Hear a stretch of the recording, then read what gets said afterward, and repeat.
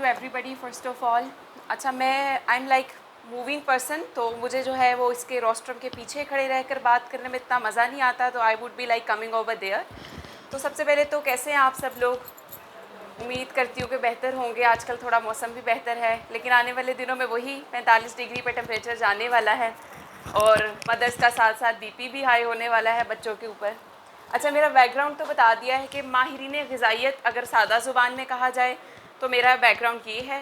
तालीम मैंने अपनी फ़ातिमा मेमोरियल हॉस्पिटल शादमान से की है और अभी मैं करंटली एमफिल भी कर रही हूँ आगे, और पीएचडी का भी प्लान है। बस दुआ करें कि बच्चे हों, इतना तंग ना करें कि पीएचडी मेरी हो जाए। अच्छा, आई रिसेंटली गॉट मैरिड।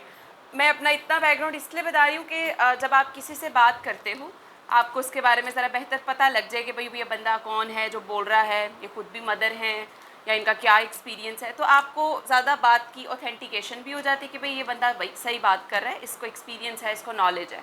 और दूसरी चीज़ ये है कि आपको मज़ा भी आता है। अब जैसे कि मैं आई हूँ और मैं आती बोलना शुरू कर दूँ कि भाई ये खिलाएं, वो ना खिलाएं, बच्चों के साथ ये करें, ऐसे मज़ा नहीं आएगा। So first of all I would like to communicate with you कि भाई आप लोग का क्या बैकग्राउंड है, मेरा क्या बैकग्राउंड है, ताकि हम एक दूसरे को पहले जानना शुरू हो जाएं। अच्छा, सबसे पहले मैं जानना चाहूँगी कि आप लोग जो है वो सब कौन सी डाइट फॉलो करते हैं? जंक फूड पे आपके बच्चे और आप खुद रिलाई करते हैं या होममेड? तो सबसे पहले होममेड के लिए अगर कोई हैंड रेस करे, जो होममेड के ऊपर ज़्यादा रिलाई करते हैं घर के बने हुए खाने पे, और किसके बच्चे जो हैं वो जंक फूड और बाकियों के बच्चे भूखे रहते हैं? अच्छा जी, चले जी, जो कुछ मदर थोड़ी शाय है, मुझे उससे कोई प्रॉब्लम नहीं। जब मैं भी अपनी टीन एज में भी थी मैं भी ऐसी ही थी, लेकिन आप लोग टीन एज में नहीं है, थोड़ा सा कम्युनिकेट करने की कोशिश करें। अच्छा, डाइट जो है, ग़िज़ा, खाना पीना, क्योंकि मैं न्यूट्रिशनिस्ट हूँ तो मैं आपको ज़्यादातर खाने पीने के बारे में बताऊँगी या बच्चों के जो मसाइल हैं उनको डिस्कस करूँगी।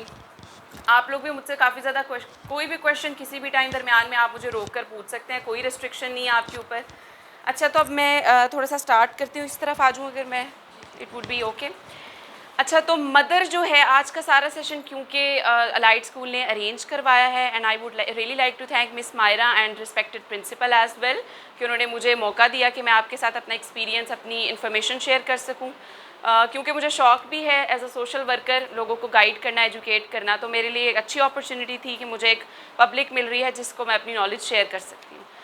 तो मैं स्टार्ट करने लगी थी कि जैसे कि मदर का रोल अगर हम देखें तो वो क्या है, एक माँ का किरदार और उसका रोल एक बच्चे की ज़िंदगी में क्या है, वो 3 तरह के काम करती है। अगर किसी को आंसर आता हो तो वो बोल सकता है सेशन में, कोई मैं टीचर नहीं हूँ, मैं किसी को कुछ नहीं कहूँगी। एक होती है मदर को सबसे पहली टेंशन बच्चे की सेहत की, कि बच्चे की सेहत अच्छी हो। दूसरी मदर को टेंशन होती है बच्चे की परफॉर्मेंस इन स्कूल, कि भाई बच्चा अच्छा परफॉर्म करे। तीसरी मदर को टेंशन होती है उसकी एथिकल वैल्यूज़, कि बच्चा अच्छा बिहेव करे। हमारे बच्चे क्या करते हैं, सबसे घटिया और बुरा बिहेव तब करते हैं जब मेहमान आ जाए घर में। बड़ा ही प्रॉब्लम होती है, मेहमान के आगे आप जो चीज़ रखेंगे बच्चे ऐसे बिहेव करेंगे जैसे उन्होंने ज़िंदगी में कभी वो चीज़ नहीं खाई। मैं खुद भी ऐसी ही थी, ऐसी बच्चों को कोस रही हूँ, हम सब ऐसे ही करते हैं। लेकिन कुछ बच्चे होते हैं जो मेहमानों के सामने बहुत मिसबिहेव करते हैं। जैसे मैं अपनी फैमिली के बच्चों की बात करूँ, हम कहीं भी आउटिंग पे जाएँ, रेस्टोरेंट में डिनर डाइन आउट के लिए जाएँ, वो क्या करते हैं, दूसरों की टेबल पे जाके देखते हैं उन्होंने ऑर्डर क्या किया, और दिस इज़ वेरी एम्बैरेसिंग। बहुत शर्मिंदा होते हैं हम सब, लेकिन पता नहीं क्यों बस बच्चे इस तरह की हरकतें करते हैं। अगर कोई मदर अपना एम्बैरेसिंग मोमेंट मेरे साथ शेयर करे तो आई वुड रियली इन्जॉय कि आपको कब आपके बच्चों ने मेहमानों के सामने शर्मिंदा किया है। एनीबडी? बच्चे बहुत शर्मिंदा करते हैं। कुछ बच्चे तो गालियाँ भी दे देते हैं मेहमानों के सामने, घर की लड़ाइयाँ भी बता देते हैं कि आज पापा ने मामा को ये कहा। Anybody like to share any moment, embarrassing moment with me? कोई मदर कर दे। मेरे साथ ऐसा हुआ है कि मेरा बेटा पहले कुछ खाता नहीं था बिल्कुल भी, और बहुत मुश्किल से अभी भी मैं उसके हाथ अपने हैंड से उसको खिला देती हूँ।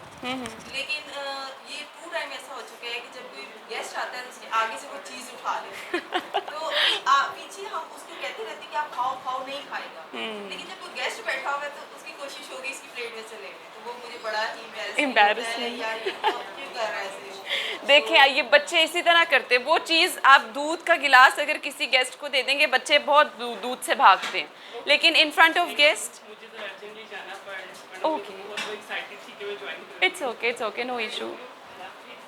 अल्लाह हाफ़िज़। तो बच्चे जो हैं फिर मेहमानों के सामने क्या करते हैं, वही चीज़ खाते हैं जो उन्होंने ज़िंदगी में कभी पसंद भी नहीं की होती है। तो ये एथिकल वैल्यूज़ बहुत इंपॉर्टेंट है, बच्चे की हेल्थ बहुत इंपॉर्टेंट है, बच्चे की परफॉर्मेंस इन स्कूल बहुत इंपॉर्टेंट है, और ये तीनों चीज़ें माँ के ऊपर डिपेंडेंट होती हैं। कोई भी बाप को नहीं कहता भाई इसके बच्चे ने गाली दी है, इसका बच्चा बड़ा बदतमीज़ है। सब लोग किसको कहते हैं? मदर को। भाई क्या खिलाती हो इसको, इतनी फूलती जा रही है, क्या कुछ भी नहीं खिलाती इसको, इतना दुबला पतला। ये कमेंट्स हम ससुराल से भी, मायके से भी, और बाकी इधर उधर की औरतों से भी सुनते रहते हैं, मोहल्ले की, सोसाइटी की। तो इन सब चीज़ों को कैसे जो है वो हम ख़त्म कर सकते हैं? सबसे ज़्यादा तो मेरी नई नई शादी हुई है तो ससुराल वाला प्रेशर मैंने अब महसूस किया वो क्या होता है। अगर जी आपका बच्चा हो गया है तब भी उसमें 100 मसले, अगर नहीं हो रहा तब भी उसमें 100 मसले हैं, और वो मसले बच्चे में नहीं, सिर्फ माँ में है, जो आपकी बहू है घर की उसमें है। तो वी बीइंग वुमेन हम ये सब कुछ भी फेस करते हैं। ये एक हमारी सोसाइटी का पार्ट है, पाकिस्तानी सिस्टम है, ससुराली सिस्टम है, ये कभी भी ख़त्म नहीं हो सकता। मुझे लगता है कल्चर में ही, बड़े सगीर से ही, सब कॉन्टिनेंट से चलता आ रहा है। तो अब इन 3 मसलों को ख़त्म तो नहीं किया जा सकता, लेकिन ये कि बैलेंस किया जा सकता है, क्योंकि मदर खुद एक इंसान है। आपने देखा होगा कि मैंने बड़ी मदर्स ऐसी देखी हैं कि वो क्या करती हैं, अपने बच्चों को साइड पे खड़ा कर देती हैं, और जो दुनिया जहान के काम है वो भी साथ साथ हो रहे हैं, और साथ साथ उनकी ज़ुबान भी चल रही है। वो कोस रही हैं कभी अपने शौहर को, सास को, नंद को, कभी अपनी भाभी को, हर किसी को। ये खाली उसकी तरफ नहीं जाऊँगी मैं, ससुराल की तरफ, हर बंदे को, अपनी दोस्त को। तो ये इसका क्या होता है, आप एक इंसान हैं, आपने अपनी फ्रस्ट्रेशन कहीं ना कहीं ज़रूर निकालनी है। मैं इस बात से बिल्कुल डिनाई नहीं करती, मैं खुद अपनी फ्रस्ट्रेशन कहीं ना कहीं निकालती हूँ। लेकिन कभी भी छोटे बच्चे के जब पास हो तो आपने कभी भी उसके सामने कोई नेगेटिव बात नहीं करनी। अब इसका रीज़न क्या है? हम कहते हैं ना बच्चे को समझ नहीं आ रही, बिल्कुल सही बात है, बच्चे को समझ नहीं आती। अब जैसे मैं यहाँ खड़ी हूँ, हम इंसानों को एक दूसरे से ना वाइब्स आती हैं। आप सबको मुझसे अभी पॉजिटिव वाइब्स आ रही थी होंगी। अगर मैं बहुत ज़्यादा लाउड और चीखना शुरू कर दूं कि ये कैसा इन्वायरमेंट है, आप मेरी बात क्यों नहीं सुन रही, आप कहाँ खड़ी हैं, तो आप लोग क्या फील करेंगे कि कितनी बदतमीज़ सी स्पीकर है, इसको तो कुछ भी नहीं बोलना आता, इसको एथिक्स ही नहीं है। ये आज आपको आना शुरू हो जाएंगी नेगेटिव वाइब्स कि ये अच्छी औरत नहीं है। अभी सबको क्या आ रही है? Positive vibes. तो इसी तरह जो पर्सन बोल रहा होता है, जैसे मैं बोल रही हूँ, आपको उससे वाइब्स आ रही होती हैं। अभी आप सबको, आपके साथ जो औरत बैठी हैं, ख़वातीन हैं, उनसे आपको वाइब्स आ रही होंगी कि अच्छी औरत है, बुरी औरत है, अच्छी लग रही है, बुरी लग रही है, सबको आती है। हम सब अपने दिमाग में कुछ ना कुछ सोच रहे होते हैं। तो जब आप बोल रहे होते हैं, बच्चों के सामने बुराइयां कर रहे होते हैं, तो बच्चों को भी एक वाइब्स आती हैं। वो वाइब्स जो हैं, अगर आप अच्छी बातें करेंगे तो अच्छी जाएंगी, अगर आप नेगेटिव बातें करेंगे तो नेगेटिव आएंगी, और बच्चे उसी से लर्न करते हैं। आप बच्चे को कलमा सिखाना शुरू करें, बच्चा कम से कम इंटेलिजेंट से इंटेलिजेंट बच्चा जो है वो 15 दिन लेगा या 10 दिन कलमा सीखने में। पहला, आप बच्चे के सामने आज सुबह गाली दें, वो शाम को आपको गाली दे रहा होगा। ये इंसान की फितरत है कि हम नेगेटिव चीज़ों की तरफ ज़्यादा अट्रैक्ट होते हैं, हमें वो ज़्यादा अच्छी लगती हैं। गलत रास्ता हमें आसान लगता है और सीधा रास्ता हमें मुश्किल लगता है, लेकिन एक दफ़ा आप उस ट्रैक पे आ जाएं तो फिर रास्ता आसान हो जाता है। उस ट्रैक पे आना, पहला स्टेप ही बहुत मुश्किल है। तो पहली चीज़, अपने बच्चों के सामने कभी भी नेगेटिव बातें और बुराइयां नहीं करें, अपने बच्चों के सामने झगड़ा नहीं करें, ऊंची नहीं बोलें। वही फिर आपको फेस करना पड़ेगा जब आपके बच्चे थोड़ा सा एज उनकी हो जाएगी। 7-8 साल में आजकल के मैंने बच्चे देखे हैं जो माँ से प्रॉपर बहस कर रहे होते हैं कि भाई अगर किसी चीज़ से मना कर दिया है तो उसने पूरी बहस करनी है, जिसे कहते हैं ना आडा लगाना। पूरे बच्चे और लड़के इसमें बड़े माहिर हैं। वैसे तो कहते हैं लड़कियों की ज़ुबान बड़ी तेज़ होती है, बड़ी लंबी होती है, लेकिन आजकल के मैंने बॉयज़ को देखा है कि जो छोटे टीन एज लड़के हैं वो बहुत ज़ुबान चलाते हैं और बिल्कुल आउट ऑफ कंट्रोल हो जाते हैं। और फिर पेरेंट्स की यही कंप्लेन होती है कि भाई लड़का है इसलिए हाथ से निकल गया है, इस तरह की बातें फिर पेरेंट्स करते हैं। लेकिन समवट अगर हम बैकग्राउंड देखें तो वो कहीं ना कहीं उसने अपने पेरेंट्स से ही सीखा होता है। अच्छा, ये सारी बात होगी एथिक्स की। उसके बाद थोड़ी सी स्कूल की परफॉर्मेंस की बात करते हैं कि स्कूल में बच्चा कैसा परफॉर्म करता है। अब एक चीज़ हमें समझनी होती है कि हर बच्चा A+ नहीं होता। आप अपने हर बच्चे से हर सब्जेक्ट में A+ की उम्मीद कभी भी नहीं लगाएं। और इसी तरह मैं सेम उल्टी साइड पर ये कहूँगी कि हर बच्चा फेलियर नहीं होता। कोई भी बच्चा जो है वो फेलियर नहीं है। उसको फेलियर कौन बनाता है? उसको इन्वायरमेंट बनाता है, उसको हम लोग ही मिलकर फेलियर बनाते हैं। तो सबसे पहले ये 2 चीज़ें आपने रखनी है। हर बच्चा A+ भी नहीं है और हर बच्चा F ग्रेड वाला भी नहीं है।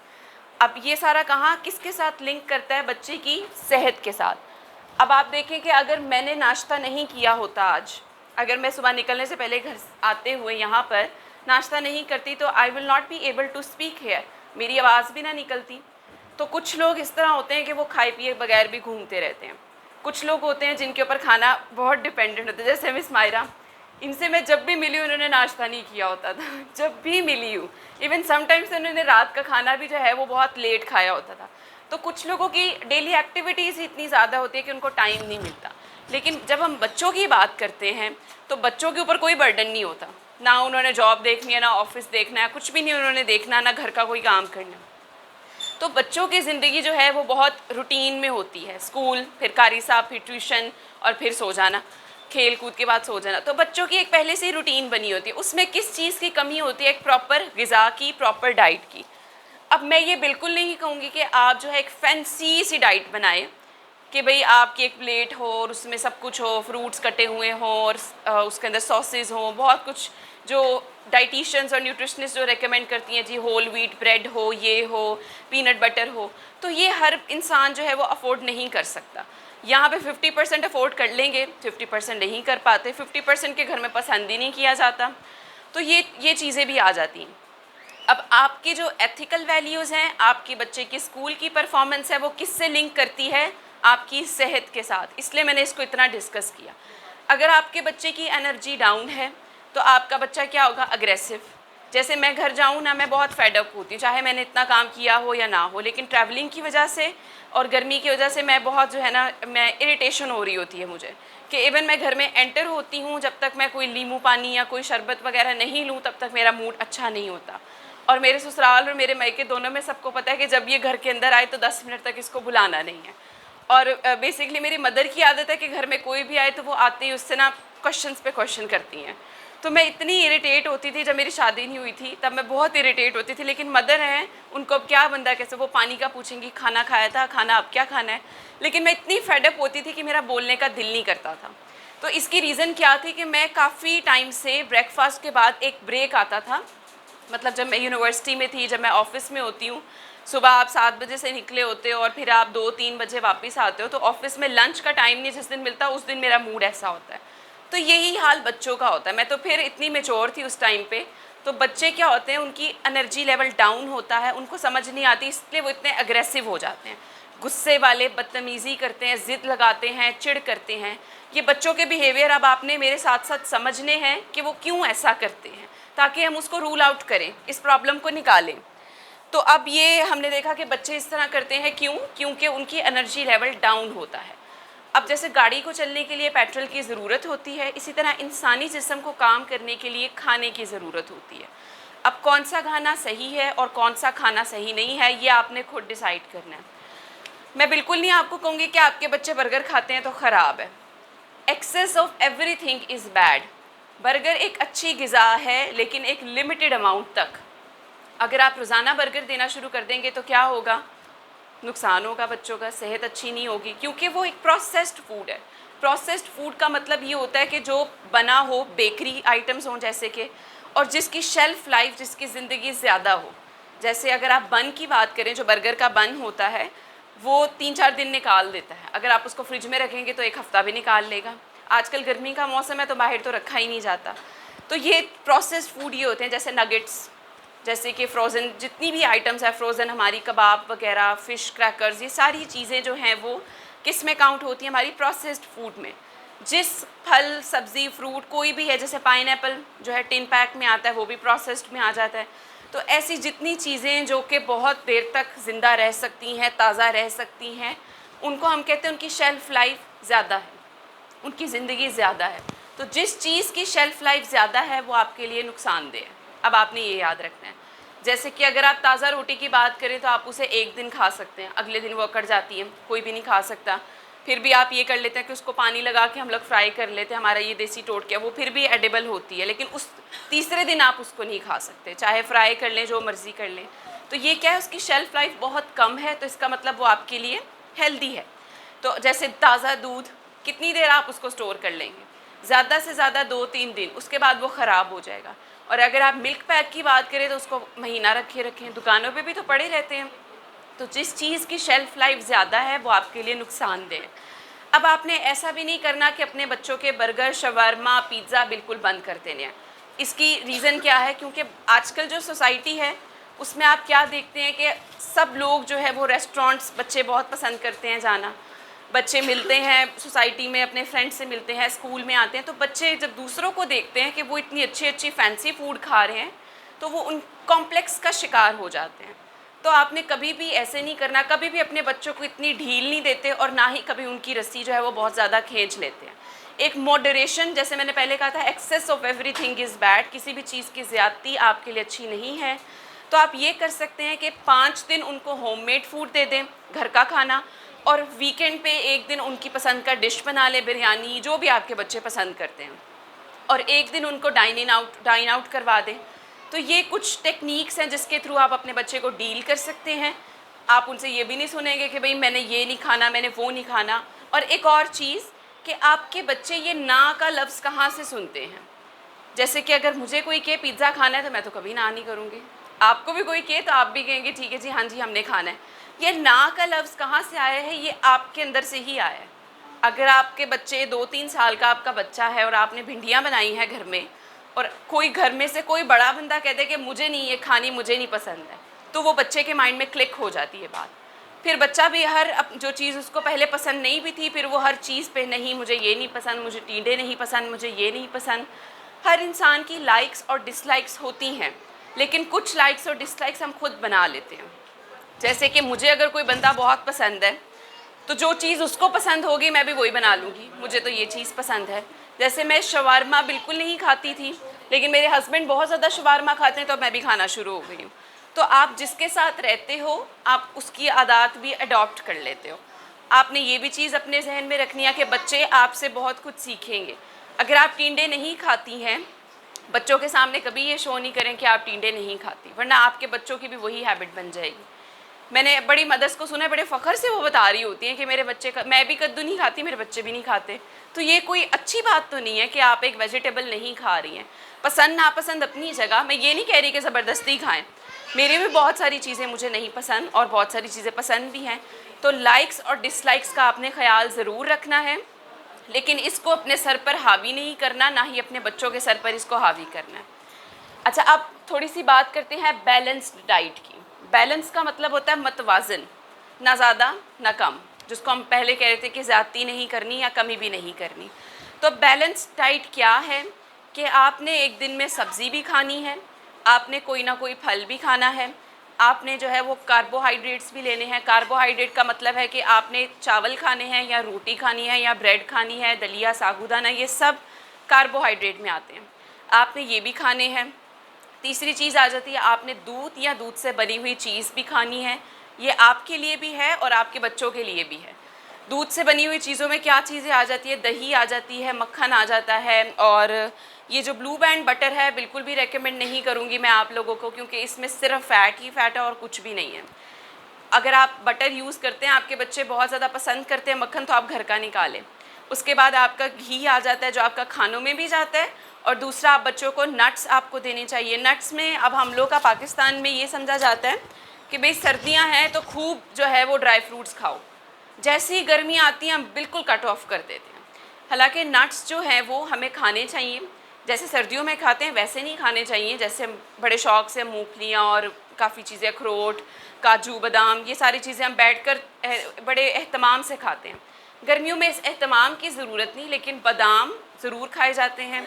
आप उन्हें भिगो के खा लें, उसकी तासीर जो है वो ठंडी हो जाती है, लेकिन छोड़ने आपने कभी भी नहीं है, क्योंकि इनकी बहुत ज़रूरत है। जो हम कुकिंग ऑयल यूज़ करते हैं वो बहुत ही लो क्वालिटी का होता है, तो इसलिए मैं आपको रेकमेंड करूँगी कि आप नट्स का फिर इसलिए ज़्यादा इस्तेमाल किया करें गर्मियों में भी। जिन लोगों को सूट नहीं करते, जैसे मुझे सूट नहीं करते, मुझे एक्ने प्रॉब्लम हो जाता है, मुझे फेस पे पिंपल्स हो जाते हैं अगर मैं बहुत ज़्यादा ड्राई फ्रूट्स लूँ, तो मैं सिर्फ़ और सिर्फ गर्मियों में बादाम लेती हूँ और कुछ भी नहीं लेती।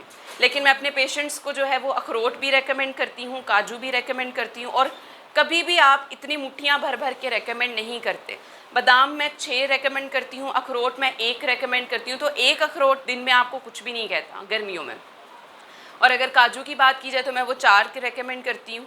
इसी तरह कुछ लोग कहते हैं कि भाई हम अफोर्ड नहीं कर सकते इतना ज़्यादा कुछ एक ही दिन में, हमारे घर में रोज़ फल नहीं आते, ये भी लोगों की प्रॉब्लम होती है। वो कहते हैं हमारे घर में वीकेंड पे फल आते हैं, वो 2-3 दिनों में ख़त्म हो जाते हैं, बाकी 2-3 दिन हम वेट करते हैं कि अब वीकेंड पे आएंगे। ये भी कुछ लोगों के घर का, हर घर का अपना अपना सिस्टम होता है। हमारे घर में भी वीकेंड पे आता है, लेकिन इतना आता है कि वो पूरे 5-6 दिन निकाल लें। अब अपने अपने बजट के अकॉर्डिंग सबने मैनेज करना होता है।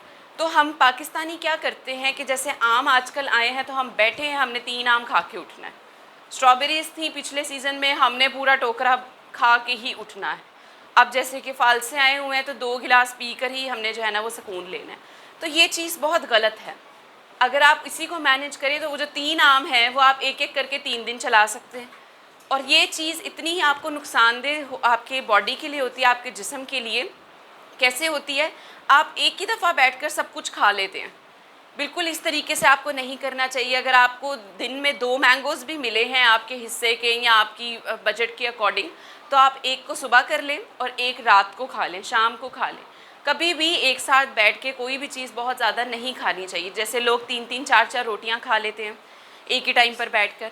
तो इस तरह की प्रैक्टिसेस को आपने खुद कट डाउन करना है। इसको आप कैसे कर सकते हैं कि एक रोटी आपने दोपहर को खा ली, 2 घंटे बाद आपको भूख लगी, आपने फिर रोटी खा ली। इस तरह क्या होता है कि आपका ये जो पेट की चर्बी है ये जमा नहीं होती। जिन लोगों का पेट निकला होता है वो ये होता है कि एक रोटी आपने खाई, वो अच्छी तरह डाइजेस्ट हुई, हज़म हुई, आपकी बॉडी में यूटिलाइज भी हुई। उसके बाद आपने थोड़े 2 घंटे कोई ना कोई काम किया, वो पूरी प्रॉपर आपकी एनर्जी बर्न हो गई, जल गई, यूज़ हो गई। फिर आपको भूख लगी, आपने फिर एक रोटी खा ली, फिर वो डाइजेस्ट हुई, वही सारा प्रोसेस दोबारा। तो ये इस तरह क्या होता है कि ये आपके अंदर जमा नहीं होती ये चीज़ें। जैसे हमारी चर्बी औरतों की एक तो हिप साइड पर बहुत हो जाती है, लोअर बॉडी में, और एक पेट। तो ये इन चीज़ों से बचने के लिए जो है वो आपको कट डाउन करना चाहिए अपने खाने को। वेट लॉस की टिप है ये। दूसरी वेट लॉस की, अगर मदर्स ने वेट लॉस करना है तो उसकी टिप ये है कि आप फाइबर अपनी डाइट में लें, छिलका, इसबगोल।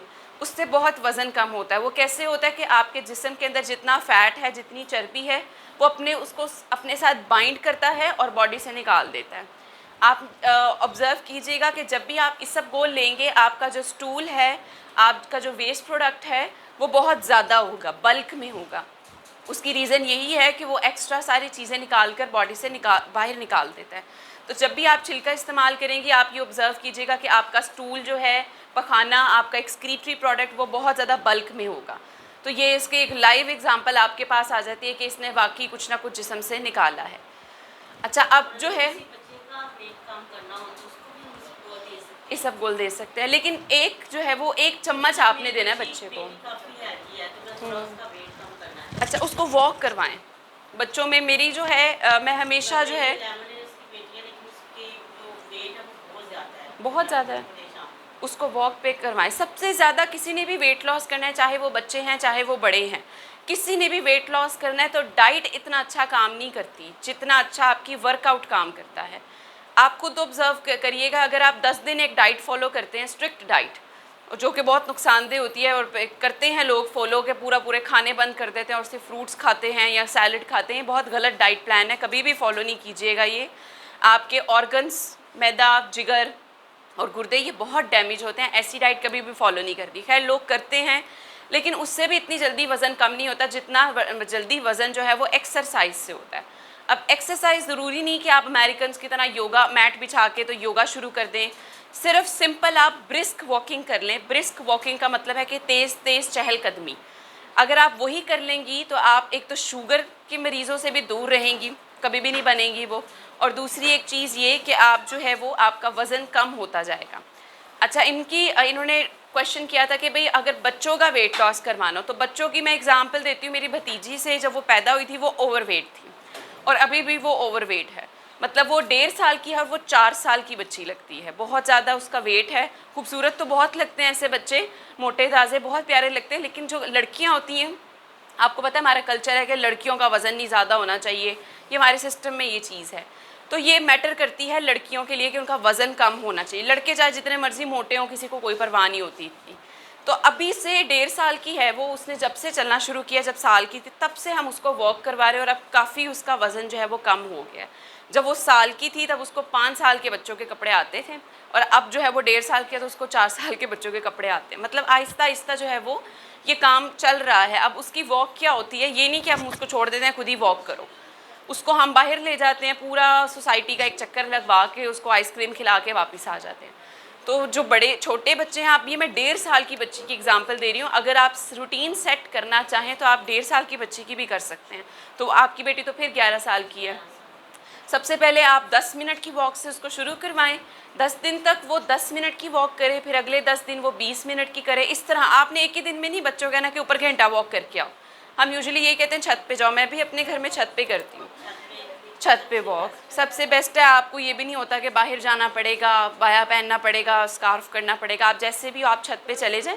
और हमेशा थोड़े से स्टार्ट करते हैं, 10 मिनट से, 5 मिनट से, फिर 3-4 दिन करने के बाद जब आपकी टांगों को आदत हो जाए, क्योंकि कुछ लोगों को खलियाँ पड़ जाती हैं, क्रैम्प्स एक्सरसाइज करने से। और मैंने जितने भी पेशेंट को रेकमेंड किए हैं ना, क्योंकि अब हमारा काम होता है, हमारे सर पे बहुत ज़्यादा पेशेंट्स होते हैं, तो हम जल्दी जल्दी लिखते थे 30 मिनट्स ब्रिस्क वॉकिंग। तब वो पेशेंट क्या करता है, पहले दिन ही जाके 30 मिनट शुरू कर देता है। तो उससे क्या होता है, अगले दिन ही उनकी मुझे फ़ोन आ जाता है, जी आपने तो वॉक का कहा था, मेरे से तो उठा नहीं जा रहा है, मेरी तो टांगें नहीं चल रही हैं। कि ब्रिस्क वॉकिंग होता है तेज़ तेज़ चलना, नॉर्मली आप चलते हो आपको फील नहीं होता। ब्रिस्क वॉकिंग में आपकी जो है वो क्रैम्प्स पड़ जाते हैं, वही पट्टे खींचे जाते हैं, औरतों में ये मसला होता है। तो आपने जो भी चीज़ शुरू करनी है उसको 5 से 10 मिनट पहले ट्राई करना है, फिर 15 मिनट रूटीन बॉडी को आपने बनानी है। जैसे कि पहले आपको इतने काम की रूटीन नहीं होती शादी से पहले, लेकिन शादी के बाद फिर ऐसे आप रोबोट की तरह सारे काम कर रहे होते हैं। तो ये बॉडी जो है अडेप्ट करती है आपकी, जैसे जैसे आप उसको चेंज करते जाएं। अच्छा, ये थी बैलेंस डाइट की बात, कि बैलेंस होनी चाहिए डाइट। अब कुछ जो है बच्चों की अगर मैं बात करूँ, बीइंग अ मदर को अपने से ज़्यादा बच्चों की फ़िक्र होती है। तो बच्चों में 2-3 सिम्टम्स बहुत कॉमन हैं, अलामात जो मैं बताऊंगी, और उसके साथ ये भी बता दूंगी कि बच्चों को इस चीज़ की कमी है, आपने ये पूरी करनी है। जैसे कि अगर बच्चे को बहुत इधर से अगर उधर ही गया तो उसको सांस चढ़ गया है, और अगर उसका रंग पीला है तो उसको आयरन डेफिशिएंसी है, आयरन की कमी है। अगर आपके बच्चे आपसे कंप्लेन करते हैं कि मेरे घुटनों में दर्द है, मेरी टांगों में दर्द है, सर में दर्द है, इधर दर्द है, लिखा नहीं जाता मुझसे, कुछ बच्चे ड्रामे भी करते हैं, अब इतना भी आपने कॉन्शियस नहीं हो जाना, स्कूल से छुट्टी करने के लिए भी बच्चे बहाने करते हैं, तो उसको कैल्शियम की कमी है। तो आपने उसका कैल्शियम लेवल जो है वो मेंटेन करना है। वो कैसे आप कर सकती हैं, दूध और दूध से बनी हुई चीज़ों से। आयरन का सबसे बेस्ट अभी जो सोर्स है वो मैंगो है। मैंगो जी जी जी जी जो बच्चे दूध नहीं पीते हैं तो उनकी कैल्शियम बिल्कुल जितना मर्जी ट्राई करें आप उसको बेशक कन्वर्ट करके दें किसी और चीज़ में, उसका कलर चेंज करके, फिर भी नहीं पीते हैं, तो उनके लिए कैल्शियम की कमी की क्या? दही, अगर वो बच्चे दही खाते हैं तब भी ठीक है, अगर दही भी नहीं खाते तो आप बटर दें, बटर नहीं खाते तो चीज़, कोई भी बच्चा चीज़ से ना नहीं करता, तो आप वो जो एक चीज़ का स्लाइस है आप उन बच्चों को वो दे सकती हैं। दूध से बनी हुई हर चीज़ में कैल्शियम है। अच्छा, अगर कोई भी बच्चा ये चारों चीज़ें नहीं कंज्यूम करता तो आप उसको हरी सब्जियां दे सकते हैं, जैसे कि पालक, मेथी। अब ये भी सीजनल आती हैं, तो बाकी सीज़न में हम क्या करें, तो धनिया, पुदीना, इसके यूटिलाइजेशन आप जितनी अपने खाने में करेंगे। बच्चों को मिंट मार्गरीटा बना के दे दें, आजकल बहुत ट्रेंड में है, लेकिन उसमें यह है कि आप स्प्राइट की जो क्वांटिटी है वो कम रखें। अभी हम कोल्ड ड्रिंक्स को भी डिस्कस करेंगे, तो हरी सब्जियां उसका एक सोर्स है। उसके अलावा ये जो अच्छा तेल है आपका पकाने वाला, आप वो चेंज कर लें, उसमें भी कैल्शियम फोर्टिफाइड होता है। और एट दी एंड अगर बच्चा, कॉर्न ऑयल, कुकिंग ऑयल आपने यूज़ करना है, या तो कैनोला करें या कॉर्न करें, मस्टर्ड ऑयल भी कर सकते हैं, लेकिन वो हैवी हो जाता है। जो सरसों का तेल होता है वो कुछ लोग पसंद नहीं करते, इसलिए मैं रेकमेंड भी नहीं करती, खाना बहुत हैवी हो जाता है। और बच्चों के लिए देसी घी कितनी क्वांटिटी में ज़्यादा? 2 चम्मच टेबल स्पून, बड़ों के लिए 1 टेबल स्पून होता है बड़े वाला चम्मच खाने का, और बच्चों के लिए 2। जो बड़े हैं उनके लिए इसलिए क्योंकि सैचुरेटेड फैट जो है वो होता है। अच्छा, 2 तरह के हमारे फ़ैट होते हैं, एक अच्छा होता है, एक बुरा होता है। तो जो चीज़ जम जाती है जैसे घी, देसी घी, वो ज़्यादा क्वांटिटी में कभी भी नहीं लेना चाहिए। और ऑयल आपको यूज़ करना चाहिए, चाहे आप कोई भी ऑयल यूज़ कर रहे हैं उसको थोड़ी क्वांटिटी कर दें। अगर आप लो क्वालिटी का भी बनास्पति घी या वेजिटेबल ऑयल यूज़ करें तो उसको क्वांटिटी, उसकी थोड़ी मिकदार कम कर दें। अच्छा, मैं बात कर रही थी कैल्शियम की। अगर किसी भी तरीके से सब्जियों से, फलों से और दूध से नहीं आपका बच्चा कैल्शियम ले रहा, दूध ले रहा, फिर आ जाते हैं सप्लीमेंटेशन। आप फिर कोई ना कोई मार्केट से सप्लीमेंट लें और उसको पिलाएं। अगर बच्चा सप्लीमेंट भी नहीं लेता तो फोर्टिफाइड जूसेस हैं, ऑरेंज जूस के ऊपर आपने बहुत सारी कंपनी के देखा होगा विटामिन डी लिखा होता है और कैल्शियम फोर्टिफाइड, फिर आप उन पे अपने बच्चों को लगाएं। कैल्शियम के ऊपर कभी भी कॉम्प्रोमाइज़ आपने नहीं करना, ना बच्चियों के लिए ख़ास तौर पर। लड़कियों के लिए कैल्शियम और आयरन बहुत ज़रूरी है, क्योंकि बच्चियों ने आगे बच्चे पैदा करने होते हैं। जो कमियां बच्चों माँ के अंदर खुद हैं वही बच्चे के अंदर होंगी, तो इससे पूरी नस्ल जो है वो कमियों वाली ही बनेगी। तो ज़्यादा से ज़्यादा फोकस करें अपनी बच्चियों के ऊपर। हमारा ये ध्यान होता है, हम लड़कों पे ज़्यादा तवज्जो दे देते हैं, बच्चियाँ जो हमें बेचारी निगलेक्ट हो जाती हैं। तो कैल्शियम और आयरन की कमी बच्चों में बहुत कॉमन है। और एक इन्फॉर्मेशन है कि पाकिस्तान की 68% औरतें कैल्शियम का शिकार हैं, और पाकिस्तान के 52% बच्चे स्टंटेड ग्रोथ है उनकी। स्टंटेड ग्रोथ का मतलब कि उनकी ग्रोथ रुकी हुई है, मतलब आधी से ज़्यादा बच्चों की तो ग्रोथ रुकी हुई है। अब इसमें हम सबके बच्चे शामिल हैं। अब इस ग्रोथ को आप कैसे जो है वो दोबारा शुरू करवा सकते हैं, ग़िज़ा को अच्छा करके, और वही उसमें मतवाज़न ग़िज़ा, बैलेंस डाइट वाली चीज़ें आपने शामिल करनी है। अच्छा जी जी। विटामिन डी का मैंने बहुत सुना है कि वो हमारे बच्चों में बहुत कमी है। तो मैं ये भी सुना कि नेचुरली हमारी डाइट में विटामिन डी नहीं है ना। बिल्कुल तो है। फिश जो है ना, फिश जो कि ओरिजिनल फिश है, ये फार्म्स वाली फिश नहीं है। मैंने ये डॉक्टर से सुना है कि जो हमारी डाइट में विटामिन डी बहुत कम है। बिल्कुल क्योंकि ऐसा ही आजकल है। आपको पता है कि जिस तरह के फूड्स आ रहे हैं, अंडे हो गए, फोर्टिफाइड सारे और फार्मिंग। वो चीज़ है ही नहीं ना। तो विटामिन डी कैसे हम बच्चों को, क्या हमें सप्लीमेंट देना चाहिए, तो उसके बारे में गाइड करें। सबसे पहले आपने देख सप्लीमेंट, और सप्लीमेंट को आप मिला लें एक मेडिसिन से। दवाई की ज़रूरत हमें तब पड़ती है जब सीवियर केस हो जाए, जब मामला जो है वो हाथ से निकल जाए, जब ग़िज़ा से और घरेलू टोटकों से मामला हल ना हो, तब हम सप्लीमेंटेशन की तरफ आते हैं। तो सबसे पहले आपने ये डायग्नोस करना है, मोनीटर करना है कि आपके बच्चे को ज़रूरत है भी या नहीं। अब अगर हम किसी बच्चे को ज़रूरत नहीं है, उसका कैल्शियम और विटामिन डी लेवल डाउन नहीं है, हम उसको सप्लीमेंट्स दे देंगे तो उससे क्या होगा कि उसके एक्सेस डोजेज हो जाएगी, ओवरडोज हो जाएगा बच्चा। और सबसे ज़्यादा इसके कॉन्सिक्वेंसेस क्या होते हैं कि किडनी स्टोन्स हो जाते हैं, ब्लैडर में स्टोन्स हो जाते हैं, गॉल ब्लैडर में स्टोन्स हो जाते हैं। तो इन सब चीज़ों से भी बचने के लिए सबसे पहले आपने डायग्नोस करना है कि बच्चे को कैल्शियम की कमी है या नहीं है। इसके बहुत सिंपल से सिम्टम्स है। बच्चा पहले तो खुद शिकायत करता है आपसे। दूसरी चीज़ ये कि बच्चा लेज़ी बहुत रहता है, उठने चलने फिरने से भागता है कि मैंने नहीं जाना, उठना नहीं, पानी भी नहीं पीना। फिर एक उनकी आपने नेल्स देखे होंगे, वाइट निशान होते हैं। फिर कैल्शियम डेफिशिएंट बच्चों का रंग भी पहले साफ़ होता है, फिर थोड़ा सा काला पड़ता जाता है। एनीमिया में भी ऐसे होता है कि बच्चों का रंग डल होता जाता है, पीला होता जाता है। ये कैल्शियम डेफिशिएंसी के कुछ सिम्टम्स है, और अगर ये सिवियर हो जाए तो आपके फेस पे वाइट स्पॉट्स बनना शुरू हो जाते हैं। तो इस केस में आप सप्लीमेंटेशन कर सकते हैं। दूसरा इनका क्वेश्चन था कि विटामिन डी जो है वो डाइट में जो है वो प्रॉपर हम नहीं ले पाते। तो विटामिन डी डाइट में हम लेते हैं, जहाँ जहाँ कैल्शियम है वहाँ वहाँ विटामिन डी भी है, क्योंकि इन दोनों ने एक साथ जज्ब होना है बॉडी में। अच्छा, और दूसरी चीज़ ये कि विटामिन डी आपका सूरज की रोशनी से भी बनता है, तो उसके बारे में इतनी ही परेशानी की ज़रूरत नहीं होती, क्योंकि वो आपकी बॉडी में कुछ चीज़ें होती हैं जो आपकी बॉडी खुद भी जनरेट करती है, सिंथेसाइज करती है। तो विटामिन डी आपकी बॉडी में सनलाइट, सूरज की रोशनी से भी बनता है। आपको उस ग़िज़ा में अगर उसको पूरा करती हैं तब भी बिल्कुल ठीक है। अगर आपको ये सारे सिम्टम्स जो मैंने पहले मेंशन किए हैं वो फ़ील होते हैं, तब आपके बच्चे को कोई सप्लीमेंट की ज़रूरत है जिसमें कैल्शियम और विटामिन डी दोनों का मिक्सचर होना चाहिए। क्लियर? किसी का और कोई क्वेश्चन? जी। कम हो, अगर कैल्शियम की कमी हो तो। अच्छा, मेरी दो बेटी है, वो सब कुछ खाती है, हर चीज़, दूध, हर चीज़, सब्जी, गोश्त वगैरह, उसकी फिर भी वाइट स्पॉट है। अच्छा समटाइम्स ऐसे होता है कि हर बच्चे की जब ये हम लोग ये सेमिनार अरेंज कर रहे थे तो मुझे ना मैडम का वॉइस नोट आया था यही कि आप बच्चों के लिए ना एक डाइट प्लान जो है ना वो शेयर करें, कुछ इस तरह का कि बच्चों को फ़ायदा हो। तो मैंने तब भी उनको ये कहा था कि हर बच्चे की रिक्वायरमेंट्स ना अलग होती हैं, जैसे कि इस बच्चे की और इस बच्चे की रिक्वायरमेंट अलग होंगी। हालांकि कहने को दोनों बहनें हैं, लेकिन इनकी एज, इनकी हाइट और वेट के अकॉर्डिंग इनकी बॉडी की रिक्वायरमेंट अलग है। तो हम क्या करते हैं, हम समझते हैं हमारा बच्चा सब कुछ खा रहा है फिर भी उसको ये है, तो पता नहीं इसको कोई और मसला तो नहीं। लेकिन आपके बच्चे की एक्टिविटी बहुत ज़्यादा होती है। कुछ बच्चे हैं जो 4 टाइम का खाना खाते हैं, 3 टाइम के साथ 1 टाइम की स्नैकिंग भी करते हैं, उसके बावजूद उनको ना वो मैल नरिश्ड होते हैं, मतलब ओवरवेट, अंडरवेट, इस तरह की उनके अंदर प्रॉब्लम्स होती हैं। तो फिर इस तरह के बच्चों को हम ये कहते हैं कि आप देखो कि आपकी बॉडी की रिक्वायरमेंट क्या है। तो लाजमी है कि उसके अंदर कैल्शियम की कमी होगी, उसकी हड्डियाँ प्रॉपर तरीके से बनी नहीं होंगी।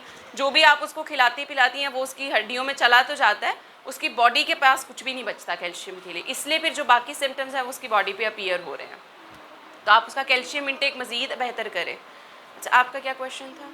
ये जो चूजी बच्चे होते हैं, यानी सुबह उठ के वो नाश्ते में फूड प्रॉब्लम कर रहे होते हैं, पिकी और- ईटर्स। हाँ, तो उनके लिए क्या है, मुझे समझ नहीं आती। मेरे बच्चे दोनों ऐसे ही। अच्छा, ये बिहेवियर प्रॉब्लम है। पिकी ईटर्स जो है बच्चे बहुत ज़्यादा पाकिस्तान में, आप यकीन करें जितनी पाकिस्तान की परसेंटेज है पिकी ईटर्स की, उतनी किसी मुल्क की परसेंटेज नहीं है।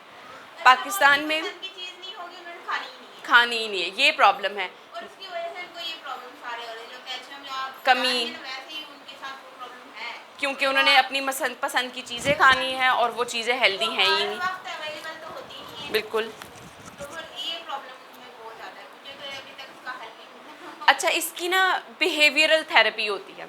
इसकी थेरेपी क्या होती है, एक मैं टिप बताती हूँ, आप अपने बच्चों पे अप्लाई करें। माइट भी हर बच्चा एक ही टिप से नहीं होता, तो शायद आपका बच्चा इस टिप से। रिवॉर्ड और पनिशमेंट। जैसे कि अगर आप अपने बच्चे के साथ, अपनी फ्रेंडशिप हर माँ की अपने बच्चे के साथ होती है, तो आपने अपने बच्चे को अगर कोई चीज़ खिलानी है, जैसे दाल चावल आपने बच्चे को खिलाने हैं, तो आप उससे कहें कि अगर आप ये खा लोगी तो जो चीज़ वो मांग रहा है उसको मिल जाएगी। जैसे बच्चे ने कहा मैंने बर्गर खाना है और आपने दाल चावल खिलाने हैं, आप उसे कह दें कि ये पूरी प्लेट खाओ। कभी भी बच्चा पूरी प्लेट पे अग्री नहीं होगा। आप उसे कहें तुम ये खाओ, मैं तुम्हें बर्गर दिला दूँगी, अभी मैं तुम्हारा बर्गर ऑर्डर कर रही हूँ, तुम ये खाओ। अच्छा, आपकी बच्चा ज़िद करेगा, लेकिन अल्टीमेटली आप माँ हैं, आपने उसको इस बात पे कन्विंस करना ही करना है। एक तो सबसे पहले बच्चों के साथ ना स्टबर्न नहीं हो जाना चाहिए, ज़िद नहीं लगानी चाहिए बच्चों के साथ। हमेशा कोई ना कोई तीसरी चीज़ इन्वॉल्व करके उसको केटर कर लेना चाहिए, बच्चे को डील कर लेना चाहिए किसी भी तरह। कभी भी बच्चे के साथ आडे वाली बात फिर आ गई कि आडा नहीं लगाना चाहिए, क्योंकि बच्चा वही सीखेगा। अच्छा, अब आ जाती है, आपने दाल चावल दिए, बच्चे ने आपको कहा जी नहीं खाने, आपने उसको कहा आपके पास ऑप्शन है, आप खुद चूज़ करो, या तो भूखा रहना है या आपने दाल चावल खा के बर्गर मैं आपको मंगवा दूँगी। अब बच्चा कभी भी पूरी प्लेट नहीं खाएगा, क्योंकि उसके दिल में ख्याल है कि मैंने बर्गर खाना है। कहीं ना कहीं वो हाफ़ पोर्शन आप खा लेगा, फिर आप उसको बर्गर मंगवा दें। एक दो दफ़ा आप उसके साथ ऐसे करेंगी, आपने अपना ट्रस्ट डेवलप कर लिया कि माँ जो कहती है वो पूरा भी करती है। अब आपने क्या करना है, आहिस्ता आहिस्ता ये कट डाउन करते जाना है। कट डाउन कैसे करना है कि आपने, अगर उसने बर्गर खाया तो आपने से कहना है मैं तुम्हें चॉकलेट दूंगी, अगर तुम ये खा लोगे तो मैं तुम्हें चॉकलेट दूंगी, अगर तुम ये खा लोगे तो मैं तुम्हें टॉफ़ी दूंगी। अब बड़ी से छोटी चीज़ पे आते जाना है। और ये चीज़ें अगर आप चॉकलेट अपने बच्चों को देते हैं तो ये अच्छी चीज़ है, बुरी चीज़ नहीं है, लेकिन हर चीज़ की ज़्यादती अच्छी नहीं है, वही बात। तो ये एक रिवॉर्ड वाला है जिसको आप यूज़ कर सकते हैं इस टेक्निक को। फिर पनिशमेंट वाली आ जाती है, जब आपके बच्चे बहुत ज़्यादा अग्रेसिव हो जाएं, स्टबर्न हो जाएं, आपकी बिल्कुल बात ना सुने, फिर हो जाती है उनकी पनिशमेंट कि अगर आप ये नहीं करोगे। अब पनिशमेंट में ये नहीं कि आपको मार पड़ेगी, चीज़ें आप उसकी फेवरेट चीज़ें बंद कर दो। सारी चीज़ें जो हैं वो पेरेंट्स के कंट्रोल में होती हैं। तो ये बिहेवियर थेरेपी है जो आप बच्चों की कर सकते हैं। अगर आपके बच्चे डिसेंट हैं, नाइस हैं, सबके बच्चे सबको डिसेंट लगते हैं, लेकिन कुछ बच्चे जो बड़े ज़िद्दी होते हैं, बहुत स्टबर्न होते हैं, उनके लिए पनिशमेंट वाली थेरेपी होती है। और कुछ बच्चे होते हैं वो शर्मिंदा हो जाते हैं, आप दो बातें उनको कहें कि आप तो बहुत गुड कर लो, आप तो बहुत गुड बॉय, वो शर्मिंदा हो जाते हैं, उनके लिए रिवॉर्ड वाली थेरेपी है। अच्छा, अगर ये वाली थेरेपी आपके बच्चों पे आप अप्लाई करते हैं नहीं काम आती, तो फिर है स्टोरी टेलिंग।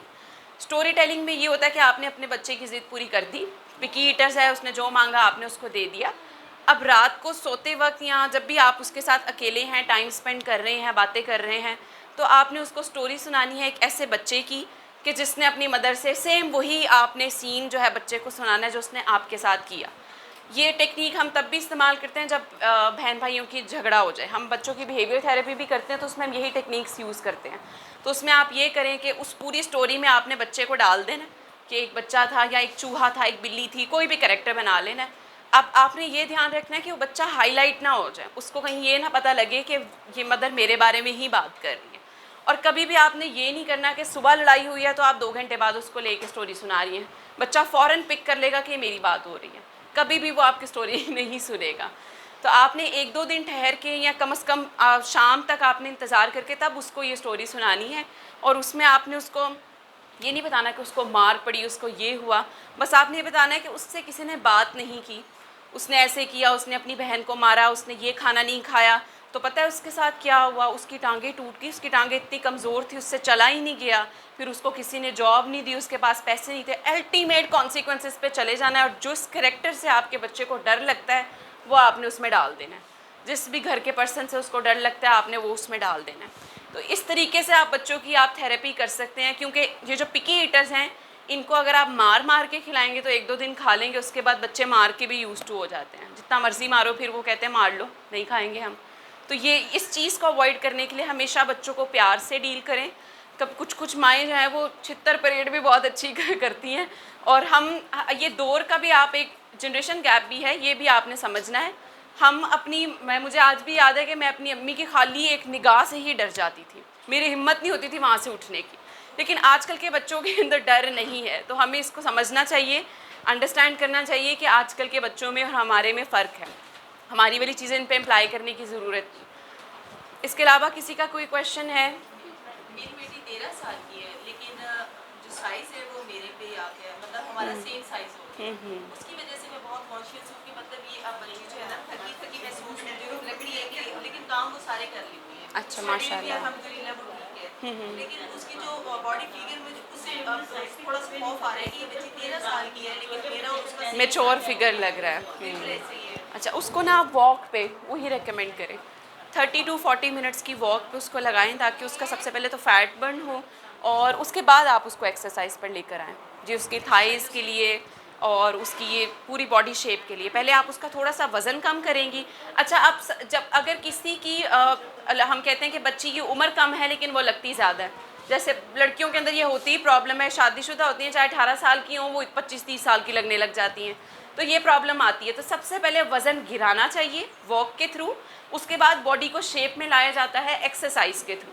कभी भी आप ये नहीं सोचें कि आप वॉक करेंगी तो बॉडी पूरी जी आपकी कैटरीना कैफ जैसी हो जाएगी, ऐसा बिल्कुल पॉसिबल नहीं है। उसके लिए पूरी एक्सरसाइजेज होती हैं, वो आपको करनी पड़ती हैं, लेकिन पहले वज़न अपना आपको गिराना पड़ेगा। तो वॉक करवाएं उसको 30 to 40 मिनट्स रोज़ाना की, और उसका जंक फूड बंद कर दें आप थोड़ा सा। बंद का मतलब आई होप क्लियर है कि बिल्कुल बंद नहीं करना आपने, वीकेंड पे या एक दिन आप उसको रेकमेंड एग्जैक्टली और आपने उसको फील करवाना है कि मैंने बहुत बड़ा एहसान किया तुम्हारे ऊपर, तुम्हें वीकेंड पे खाना खिलाया, ताकि पूरा वीक उसके जहन में ये बात हो। और फिर आप ये भी एक टेक्निक है कि आप बच्चों को टाल सकते हैं, हम वीकेंड पे यहाँ चलेंगे, हम वीकेंड पे वहाँ खाएंगे। ये जंक फूड होता है, अगर हम घर में बना लेते हैं। बिल्कुल ठीक है, मैं कोशिश करती हूँ कि जैसे बर्गर भी उन्होंने कह दिया है तो मैंने घर में बनाना है। बिल्कुल ठीक है, मैं खुद रेसिपी सीखूंगी, मैं बना देती हूँ। ये बिल्कुल ठीक टेक्निक है। इसमें आप मायोनीज, केचप, मस्टर्ड सॉस, सारी सॉसेस को कंट्रोल कर सकते हैं। जो बाहर का बर्गर है उसमें उन्होंने बिल्कुल अंधाधुंध चीज़ें डाली होती हैं उसका टेस्ट डेवलप करने के लिए, आप इन चीज़ों को भी कंट्रोल कर सकते हैं। दूसरी चीज़ वही बात, प्रोसेस्ड पैटी डाली होती है उन्होंने बर्गर में। आप क्या कर सकती हैं, आप टिक्की डाल सकती हैं अपनी पसंद की, चिकन की, शामी टिक्की, कोई भी टिक्की, आलू वाली, ये भी एक घर का आ गया। सिर्फ एक क्या चीज़ रह जाती है, बन जो प्रोसेस्ड होता है, तो ये बहुत हेल्दी है। अगर आपके बच्चे इस पर रिलाई करते हैं तो आई विल रिकमेंड। बहुत सारे मुझे मना करते हैं कि आप क्यों बर्गर देते हैं, घर में बिल्कुल नहीं, बनाते हैं तो मैंने कहा ये सारी चीज़ें तो मैं खुद बनाती हूँ। बिल्कुल ठीक है, जितने सॉसेज होते हैं वो भी मैं खुद बना रही हूँ। बिल्कुल ठीक है, तो वो मैं तो कहती हूँ, मैं मेरे हिसाब से तो बिल्कुल हेल्थी है वही चीज़। बिल्कुल हेल्दी है। बस आपने सॉसेस पे कंट्रोल रखना है और प्रोसेस्ड को कम करना है। प्रोसेस्ड एक ही चीज़ है, बन, उसको ही आपने रखना है, उसके अलावा और कोई चीज़ प्रोसेस्ड बाहर की नहीं रखनी। बच्चे का वेट लूज करने के लिए सिर्फ उसको वॉक करवाएं, सिर्फ वॉक, डाइट भी कम करनी चाहिए। जितने आपके बच्चे डाइट ले रहे हैं, अगर 3 टाइम का खाना खा रहे हैं और 1 टाइम की स्नैकिंग कर रहे हैं तो दैट्स मोर देन इनफ, बिल्कुल परफेक्ट है। आपको इस पे कोई कट ऑफ करने की ज़रूरत है। खाना खाते लेकिन टाइम पे मेरी कोशिश होती है कि उसको 3 टाइम में टाइम पे बस खाना दूँ। इसके अलावा एक्स्ट्रा जो है फिश के बजाय, आपको पता बाहर के तो बच्चे फिर आज कल के हर बच्चे ये खाते चीज़ें हैं। ये चीज़ें ही वज़न बढ़ाती हैं। लेस, बिस्किट्स वगैरह ये कम करें आप। कम ये आप उसे कि एक दिन छोड़ के एक दिन खा लें। कुछ बच्चे बहुत एडिक्टेड होते हैं, डेली बेसिस पे बिस्किट, डेली बेसिस पे बिस्किट। ये चीज़ बहुत नुकसानदेह है। उसका दोपहर में उसने खाने के बाद एक पैकेट बिस्किट का चाय के साथ मस्ट है उसने देना। इस चीज़ को कम करें, और चाय जो है उसको भी कम करें, क्योंकि चाय जो है वो आपकी डाइजेशन को थोड़ा सा तेज़ करती है, इसीलिए बच्चे चाय पीते हैं फिर भूख लग जाती है, चाय पीते हैं फिर भूख, तो ये फिर इस तरह ये होता है कि बहुत ज़्यादा क्वांटिटी लेते हैं। अगर आप दोनों का केस है वेट लॉस का, तो आपने ये करना है कि अगर आपके बच्चे बच्चियाँ 2-2 रोटियाँ खाती हैं तो उसको कट डाउन करने की ज़रूरत है। अगर नॉर्मल डाइट है उनकी तो फिर ज़रूरत नहीं है, तो वो एक ही रोटी है, लेकिन फिर ये दैट्स है कि परफेक्ट। फिर बिल्कुल परफेक्ट है। फिर आपको सिर्फ और सिर्फ वॉक की ज़रूरत है और जंक फूड थोड़ा सा कट डाउन करने की वो तो ज़रूरत मैं है। उसको वीक में एक दफ़ा कभी कभी तो मैं उसको 2 वीक्स के बाद ही देती हूँ, ज़्यादा नहीं देती हूँ। चले ये तो अच्छी बात है। क्योंकि मैं मेरी कोशिश यही होती है कि वो घर का ही खाए, लेकिन भी पता है बच्चे कभी जिद करते हैं, हमें देना पड़ता है। ये भी है, बच्चों की ज़िद को भी पूरा करना पड़ता है। अच्छा, यहाँ पर मैं एंड करूँगी, इसके अलावा भी किसी का कोई क्वेश्चन हो तो मैं यहीं पर हूँ। एक तो ये जो खट्टी चीज़ें जैसे लेमन वगैरह होते हैं, ब्रेड जो खा रहे होते हैं बच्चे, मेरे बेटे का ना वेट जो है ना वो बहुत कम है, लेकिन वो ये खट्टी चीज़ें बहुत पसंद करता है। इसका ऐसे कोई इशू नहीं है। लेमन जो है वो उसमें विटामिन सी होता है। ये लड़कों लड़कियों वाला कॉन्सेप्ट बिल्कुल गलत है कि लड़कों के लिए ये अच्छा नहीं, लड़कियों के लिए वो अच्छा नहीं। ऐसा कुछ भी नहीं है। कोई डाइट ऐसी नहीं है जो लड़कों के लिए स्पेसिफिक की गई है और लड़कियों के लिए। सिर्फ क्वांटिटी है कि आपने, कोई इशू नहीं है इसमें, बिल्कुल कोई इशू नहीं है। बिल्कुल आप उसको जो है वो मना नहीं करें। वो जो अगर घर की बनी हुई सब्जियां, फल खट्टे मीठे खाता है, जैसे लेमन आप कह रही, तो दैट्स ओके। फलों में जो ज़्यादा खट्टा होता है वो ज़्यादा पसंद करता है। ये तो अच्छी बात है। विटामिन सी वो ज़्यादा से ज़्यादा ले रहा है। एंटीऑक्सीडेंट होता है, वो आपकी बॉडी को बीमारियों से बचाता है। तो ये अच्छा होता है अगर आपका बच्चा खुद खा रहा है ये। और लड़के तो वैसे ही खट्टी चीज़ें पसंद नहीं करते, तो शुक्र करें आपका बच्चा पसंद करता है। कुछ लोग कहते हैं कि अगर खट्टी चीज़ें खा रहा है तो उसका वेट हाइट ही बढ़ेगी। नहीं, ऐसा कुछ भी नहीं है। ये मिथ्स हैं जिनको आपने बिल्कुल फॉलो नहीं करना। और अभी मुझे जो है वो नेक्स्ट हमारे स्पीकर जो वेट कर रहे होंगे, मैं यहीं पर हूँ। किसी का कोई क्वेश्चन है तो वो मुझसे जो है वो बाद में भी आप कंसल्ट कर सकते हैं। Thank you so much for having me.